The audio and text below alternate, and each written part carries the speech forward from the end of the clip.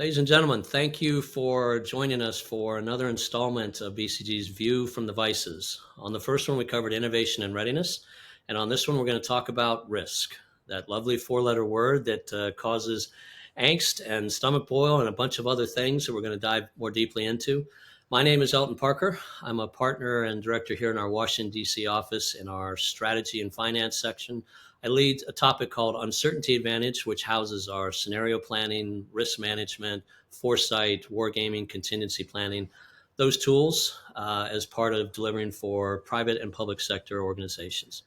We are once again incredibly honored to be joined by three gentlemen who led incredibly distinguished military careers. I'll briefly provide an overview and then we'll jump into a little bit more of that. Admiral Bill Lescher retired as the 41st Vice Chief of Naval Operations after commanding at the strike group, at the wing level, at the squadron level, and joint staff tours. We also have General Joe Martin, who retired as the 37th Chief of Staff of the Army, was also Director of the Army Staff, 1st Infantry Division, and Operational Test Command. And then we have General Sebby Wilson, who retired as the 39th Vice Chief of Staff of the Air Force, also was Deputy Commander of Strategic Command, Global Strike, and 8th Air Force. Gentlemen, I didn't do any bit justice to your actual careers and accomplishments, so please, as we dive into the questions, please populate it and fill in from some of the operational elements and tidbits from your experience on this topic. With that, as we talked about, the topic for today's conversation is risk. And things that we want to use as a framing concept are changing how people think about it, anticipating surprise and embracing risk to try to harness uncertainty, how it powers performance, changing the perception and the culture. Those are kind of general framing concepts. But maybe, Admiral, first to you is, how do we define risk? Elton, well, thanks for that intro. And first of all, Joe and Sebby, it's great to huddle with you again. I always look forward to learning from this group and look forward to a great conversation. Elton, when I think about risk, my initial impression is that it's often best to talk about it with specificity, right? That's where most comes alive. But for an opening definition, a very general definition that goes beyond the specificity of assumptions, beliefs, confidence factor, I think you could say risk is about navigating uncertainty and characterizing in the two key dimensions of risk, probability and magnitude, the outcomes that are undesirable or adverse. And so we do that for the purpose of controlling and mitigating known risks. And of course, there's a whole category of unknown risks that are best countered with attributes like resilience, adaptability, durability.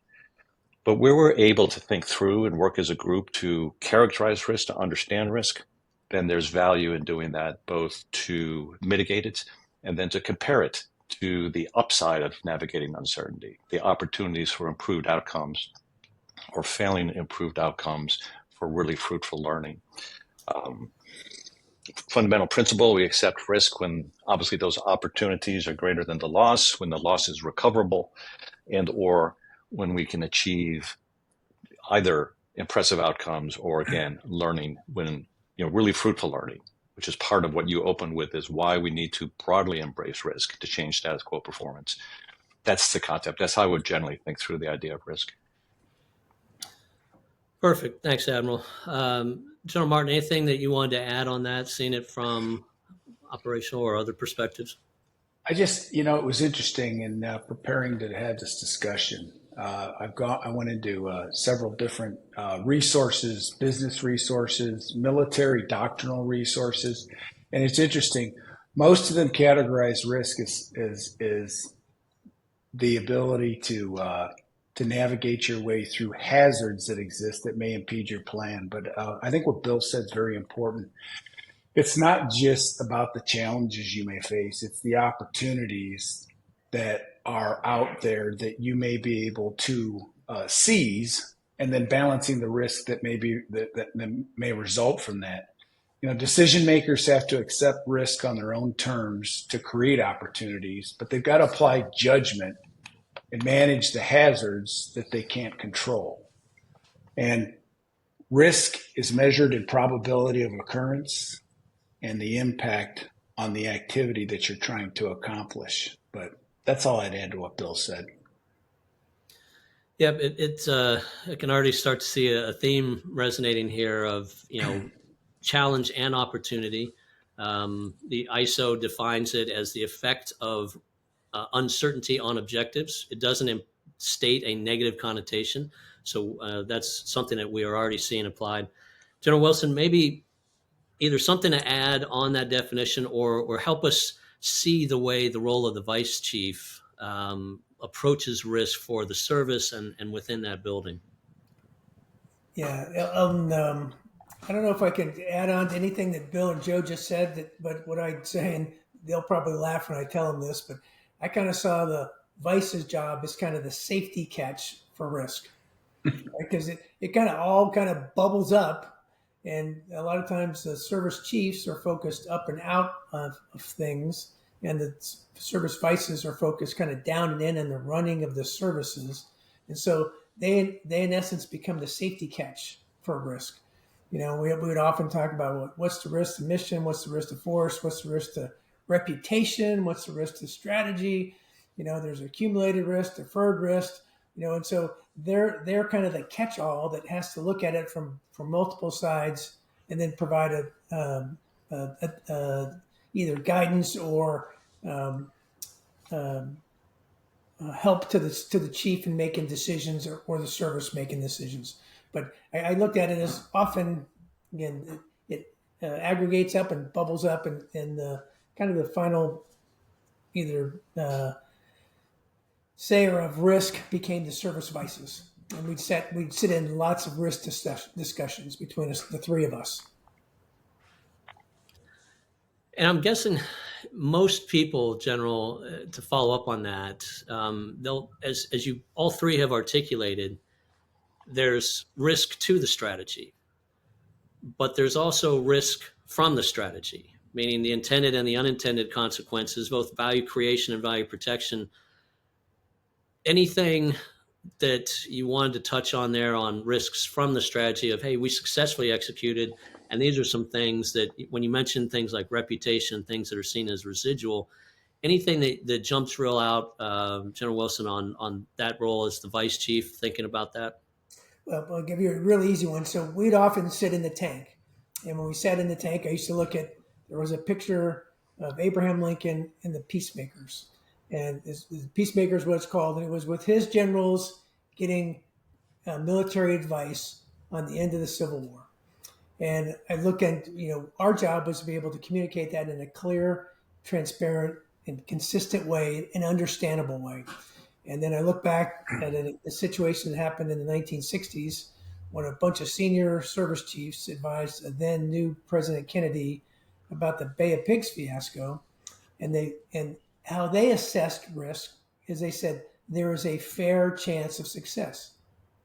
Well, they'd actually done all the wargaming and looked at it, and they said, well, it's a 70% chance of failure or a 30% chance of success.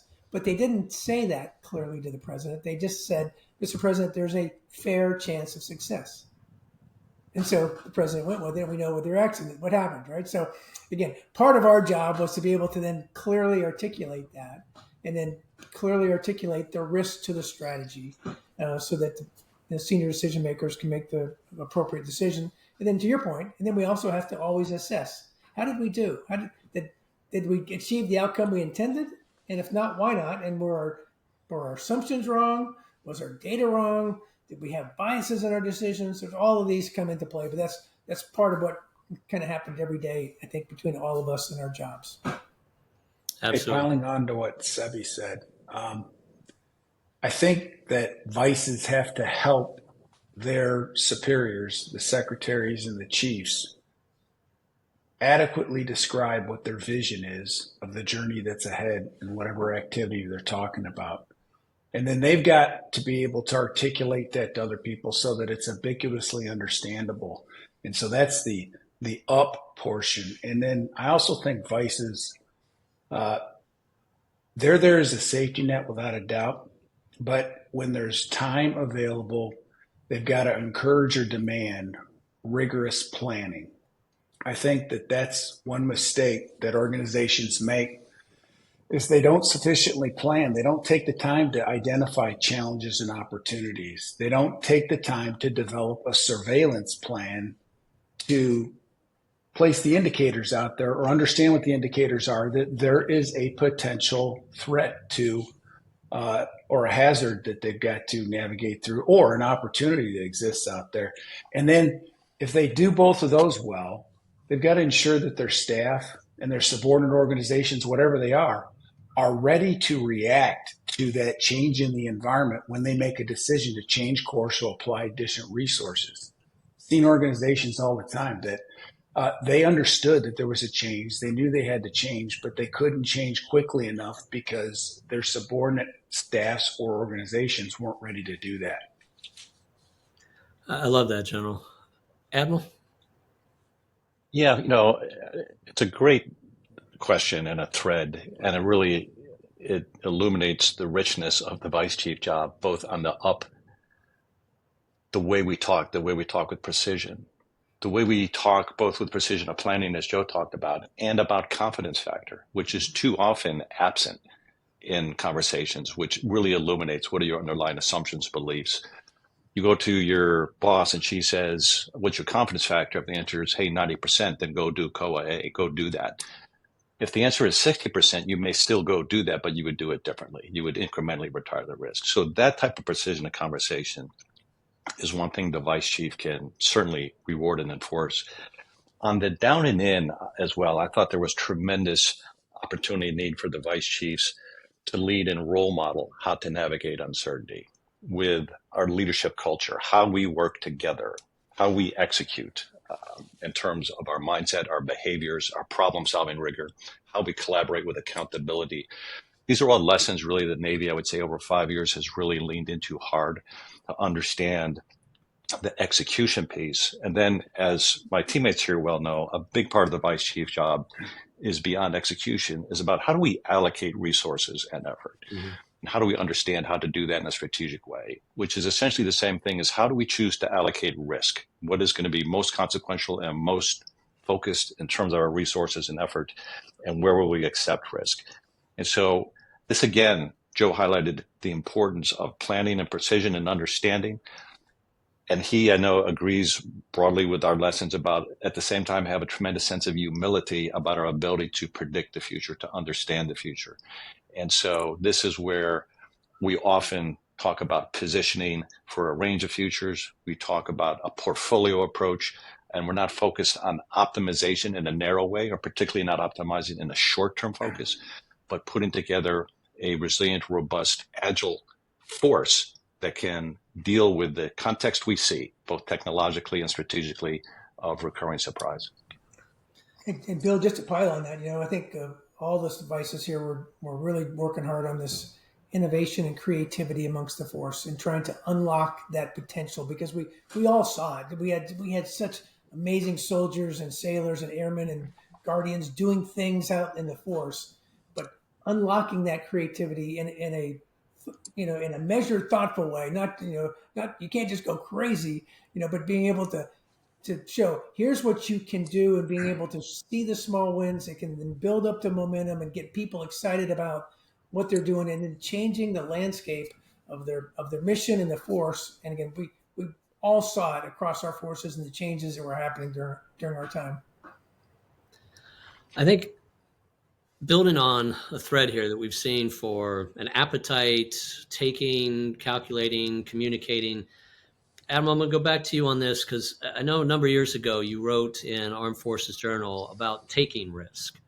And this was when you hadn't made flag yet, but you were right there, it's working in the J8 and seeing the things you did and then writing this article. Wonder if you could take just a couple minutes to talk about the concept of risk appetite, setting it, but then also, as you said, both up, out, and down within, finding the right time to increase it, setting that culture for taking risks, things like that. Yeah, no, it's a great question. I appreciate that.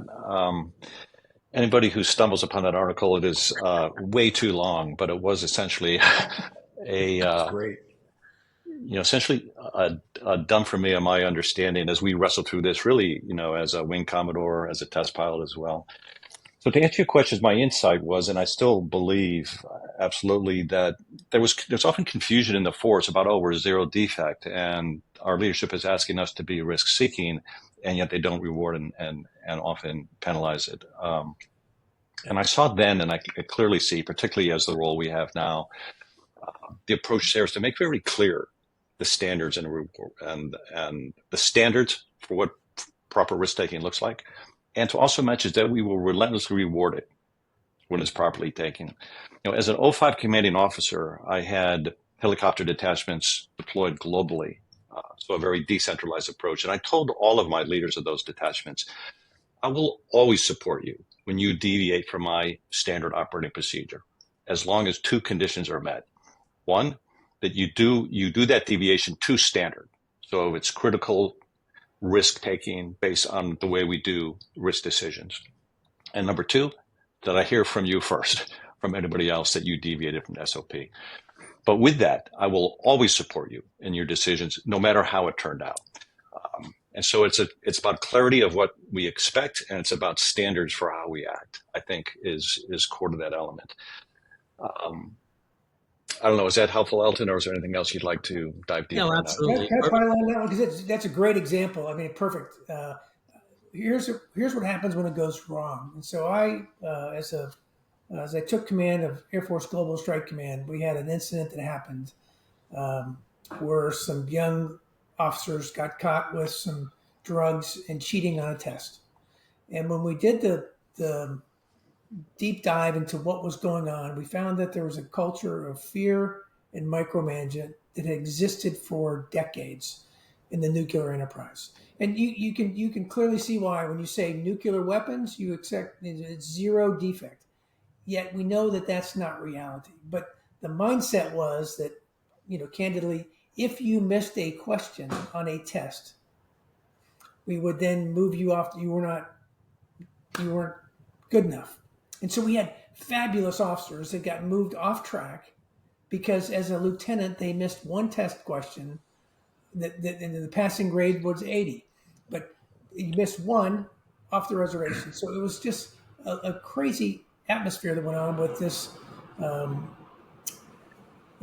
culture of fear and micromanagement that went on through the nuclear enterprise that we had to break people out of. General Martin, I think maybe touch on something perhaps from the Operational Test Command mindset on Admiral mentioned test pilots, the mindset in a simulated world, you can test, fail fast, learn faster. The intent is to try to speed up that learning loop. But I wonder if you had something on the same mindset of how you set that culture and the risk appetite, looking at op test type of stuff. Oh, and creating a culture of curiosity, you've got to do a couple things in my view. And that's, to summarize what Bill said, I think that's what it's all about, creating a culture of curiosity. And you got to provide people time to think and innovate.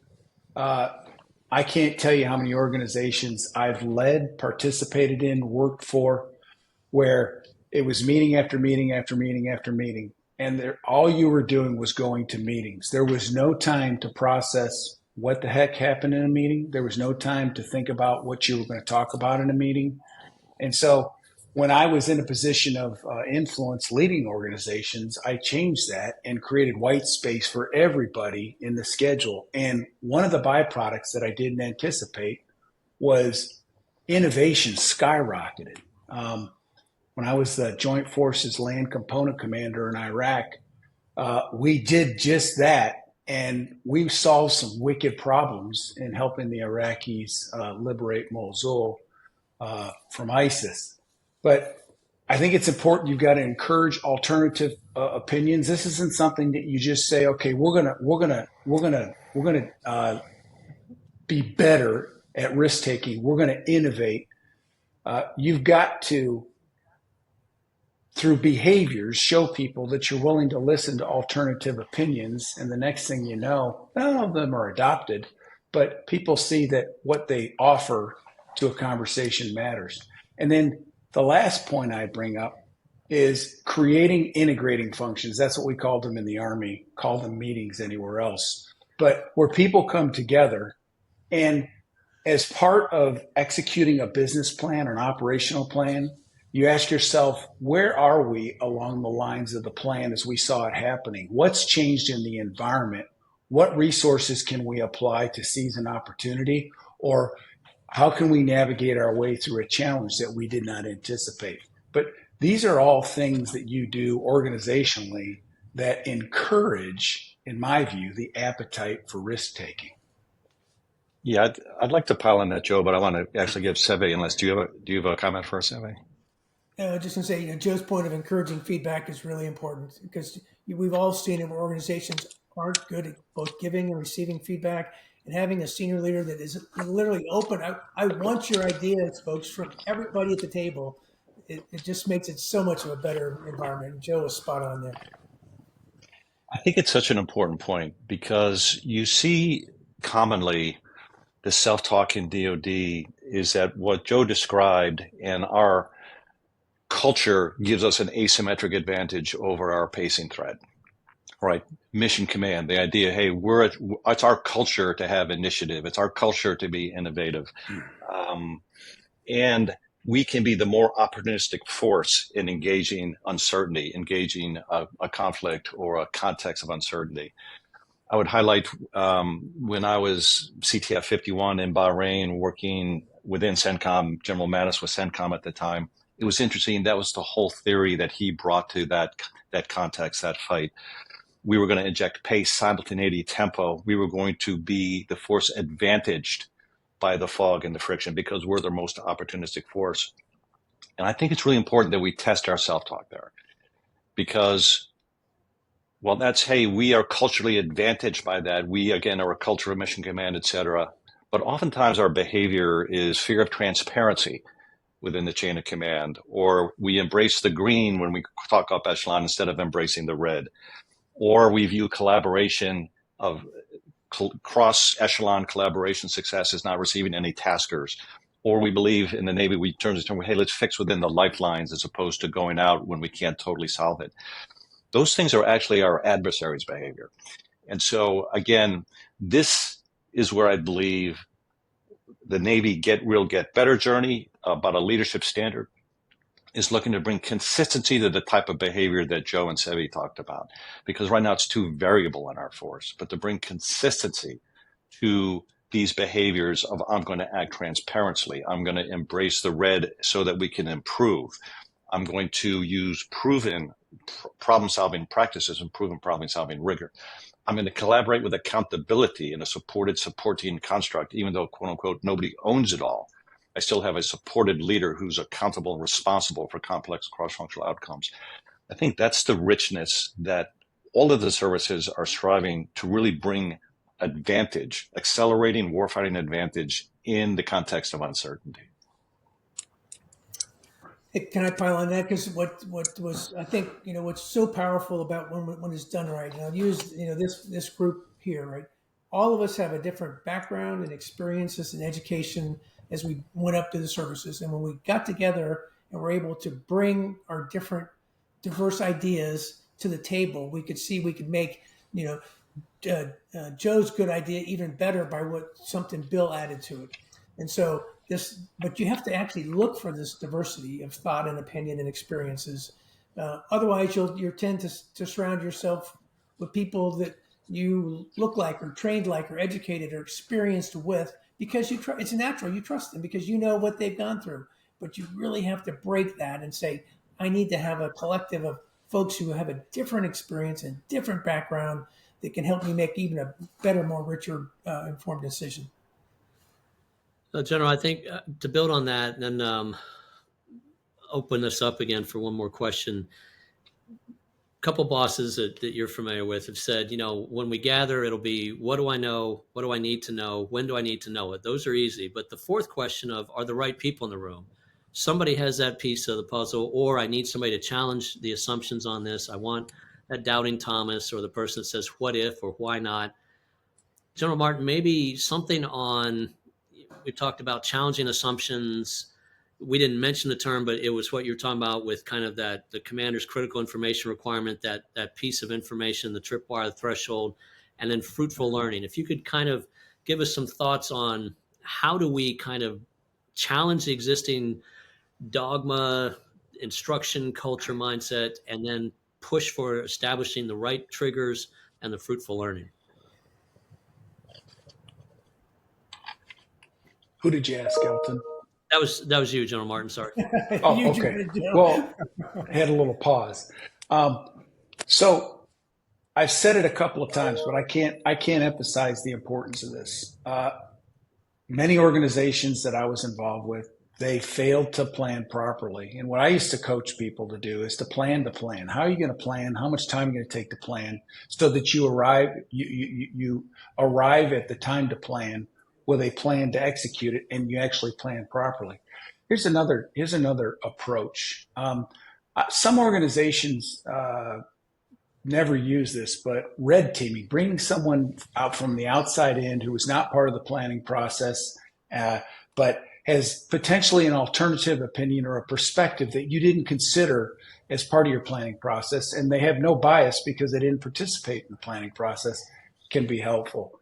And then I've also mentioned this point, but adding to your routine meetings that assess the environment and the impact it has on whatever activity you're doing.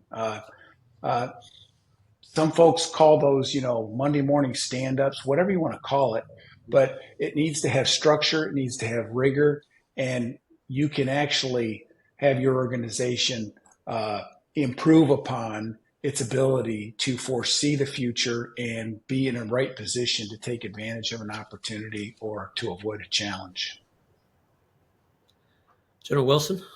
Yeah, it's as Joe and Bill have both kind of talked about, this growth mindset and asking, hard questions and challenging assumptions, and just what if this assumption's false, or what's a different way to think about this thing and to think through problems, but not being process is important. Having an ability to challenge those ideas and assumptions, bringing in diverse teams, keeping this kind of a growth mindset is, I think, really important as we go forward. As we look at the world today, right? I look at this uber complex, complicated world that people have to navigate, that's got all kinds of political uncertainties, economic uncertainties, social changes and uncertainties, and then we're in this tech explosion, and things are just happening really fast. So being able to not, I can't rely on my gut. I need to have good data. I need to ask hard questions. I need to challenge the assumptions that are in the plan, and all that has to be, we have to create an environment that makes people want to be part of that and to contribute to that. That's how we're going to make the right decisions. Great. Admiral? Yeah, I think that's well said. I think what's most difficult here, what's going to be most challenging, is to build on our strong foundational culture in the Navy and Marine Corps case, honor, courage, commitment, to address those things that are actually holding us back from and are really crushing our ability to learn, which is some of these traditional behaviors that have been talked about here that are the opposite of a learning mindset is a know-it-all mindset. But we all grew up in an organization where we were encouraged to appear perfect, that we always had the answers, and we felt that's what we were rewarded and evaluated on. And so I think the varsity hard effort here is to change our team's perception of what is rewarded and how this organization works. Mm-hmm. And fundamentally, when you talk to people's underlying beliefs, our sailors, airmen, soldiers, underlying belief about how this organization works and what is rewarded, and show that what we're actually rewarding is this learning mindset, this learn it all mindset, that I don't have to have all the answers, that I'll be rewarded for the discipline of dialogue, for the rigor of my problem solving, while I address imperfect performance. In the Navy, we call it the get real, get better litmus test. The get real litmus test is I can confidently predict and transparently communicate my performance 3, 6, 9 months from now, even when it's not awesome, and not be penalized for that, because that's the sort of get real requirement prerequisite to in fact get better.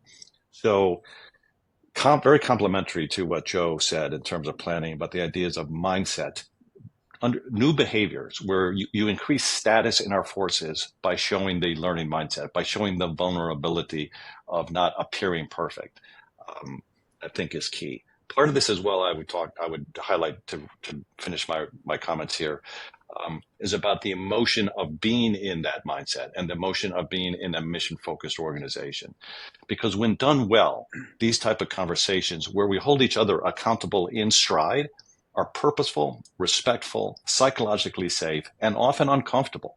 And it's human nature to run away from that discomfort and go back into my stovepipe and work harder and ask for more inputs and try and locally get better. And that's a recipe for failure. That's a losing position carried forward.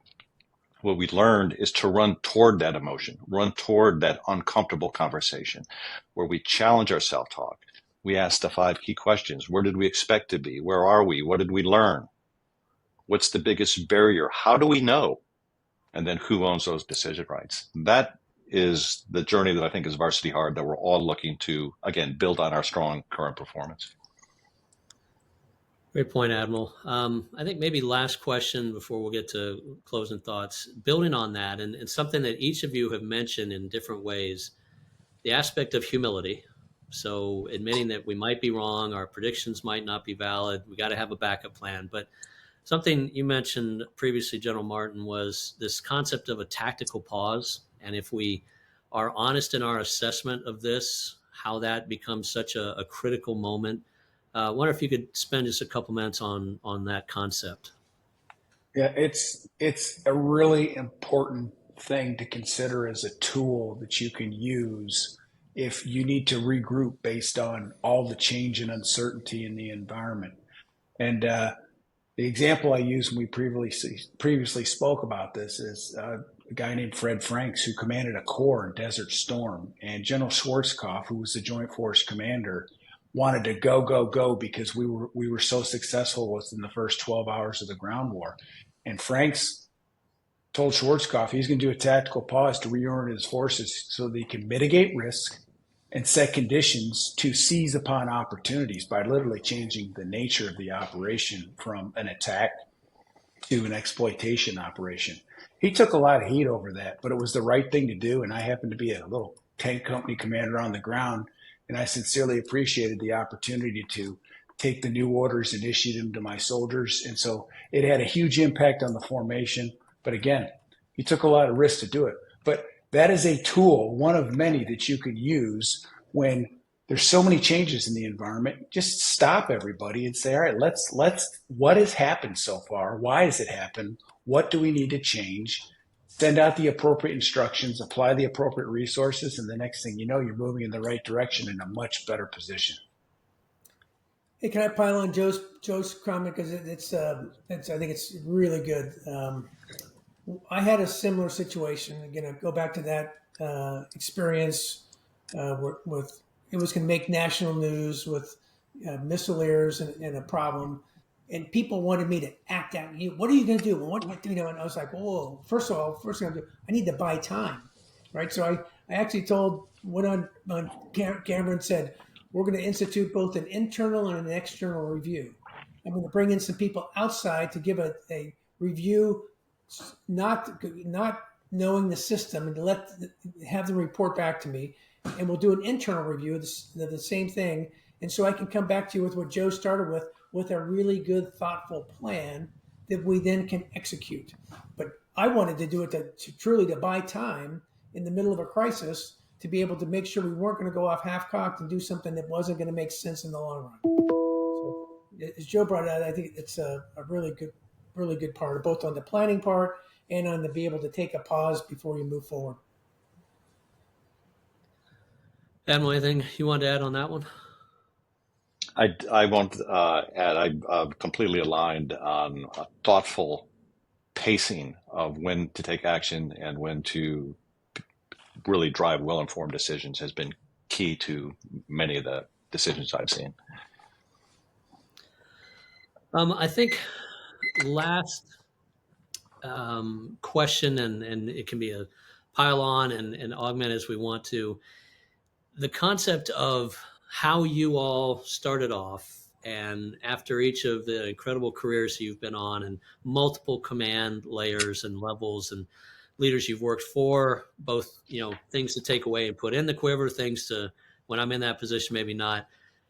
Just maybe in a couple lines, could you capture how your perception of risk has changed from the brand new ensign or second lieutenant to piping aboard for the last time as a retired vice chief? Just sum up how you think your perception of risk has changed and what you wish you could have told that brand new O1 at the start of the career. Maybe General Martin, go first. I think it's changed in a big way. I think we were risk adverse when I first joined the Army. Orders were issued with, here's what I want you to do. And the purpose of the order was because I told you to do it. And it wasn't because the Army was bad. It's just that we've grown over time and we've become much more thoughtful in our decision making and leveraging talent at echelon. And to do that, you've got to inform people. And so what I would say to Lieutenant Martin, based on what I know now, is tell your boss you can do anything, but if you want me to do this extra activity, there's another one that's going to be placed at risk, and have that discussion. And it's a dialogue that goes on between leaders and led that allows people to better understand the implications of their instructions and the associated activities from those instructions. It's a little bit longer than you wanted. Sorry. No, fantastic, sir. General Wilson. Yeah, to pile on to Joe's, I think we've really changed and gone to a culture, all of our services, of much more empowerment of our people, that we have some incredibly talented, smart young people. And the way they stay in the force is they're incentivized to do that. So we reward risk-taking and innovation. We reward people that were going to break out of the status quo. And when they see that, and again, and we're helping them developing along the lines. We're helping them as what are the right questions we should be asking? What are the right diverse teams we should be part of? This growth mindset, having a right culture. We're trying to show them what right looks like, and so that they're going to take what we were doing as we made this giant shift and make it even that much better moving forward. But I think we've again, if I were just to summarize this, the services have changed in the last 30 to 40 years and become much more empowering of the incredible people that we have, and unlocking that potential is what is going to make our services and keep our services the greatest fighting force on the planet. Thank you, sir. Admiral. Elton, thanks for running such a taut ship here and great conversation. I think it's been good. As I reflect on that journey from joining the service in flight school, ensign, through vice chief, what I would characterize it at the highest level is the shift when each of us first came into service to having a premium on the skills to translate knowledge into action. And as you grow in seniority and leadership, what starts to balance that and then clearly become even more significant is the skills to be able to turn uncertainty into focused action and ambiguity into focused action. And so that skill set, to not only do that locally, but then to lead team to, I think as Joe mentioned, or Sadly mentioned earlier, this idea of unleashing our people by giving them the freedom to understand within standard what it means to take fruitful risk-taking, to be able to counter narratives of zero defect. I think that's the journey that I would highlight as most essential to our future performance. It's, the skills to translate ambiguity and uncertainty with thoughtful risk-taking into meaningful action is the end state of that arc of being in the service. Well, gentlemen, thank you a huge amount for your time and continued wisdom. I learn each time we get to speak. I think the takeaways for our listeners around culture, around mindset, growth mindset, particularly encouraging thoughtful and anticipatory risk-taking, communication, even in the senior leadership positions, not just up, but down and within the organization as well. the concept of the risk appetite, the concept of tying risk and intelligent risk taking into performance, the notion of let's take a pause, let's reevaluate things and figure out again what are the next steps in this. Those are all fantastic, and I think instantly translatable into private sector for any stage of leadership to think about, do I see risk differently? Do I think about risk differently? Do I behave with risk differently? That's kind of what we want to get to, and I think we hit that in spades, gentlemen. So thank you all once again. Invite listeners to dig into further content with BCG's Defense and Security website and Uncertainty Advantage at bcg.com. Thank you all again, and until next time, out.